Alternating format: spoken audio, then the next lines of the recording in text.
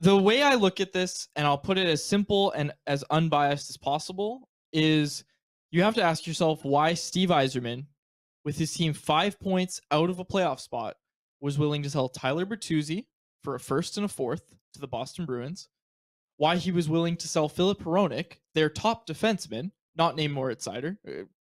They're kind of competing, but Moritz Seider is clearly going to pass Hronek. Why he was willing to trade that defenseman with his team, again, 5 points out of a playoff spot for a first and second round pick. That team is sellers.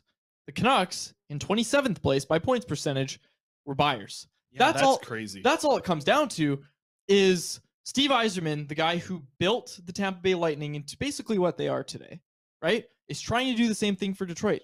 He is trying to win the Detroit Red Wings a Stanley Cup.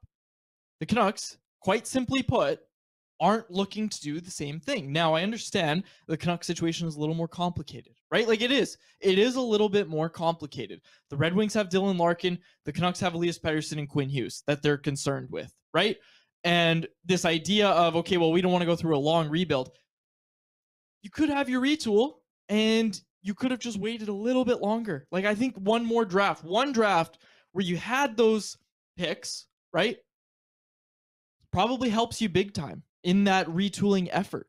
I think all it comes down to is Hronek's good, but how good are the Canucks as a result of this trade long term? It's the JT Miller thing again. It is, exactly. It's timing, and to me, it's like, this is what the Canucks, like the Canucks now, they pulled their slingshot back a little bit, but they have to let it go now soon, right? Like they've only got it back 2-3 inches. This slingshot's not going to go anywhere.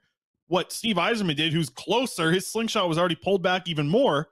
He just was like, well, I'm going to go add 2 first-round picks back-to-back days. He just pulled that slingshot way back and was like, hey, when I'm ready to let this thing go, I'm going to let this thing go, and I'm going to trade prospects. I'm going to trade draft picks. I'm going to do a really good job of making this team transition from a rebuild to a retool, and Yzerman and the Red Wings are just going to blow by a lot of teams in the NHL with the assets that they have.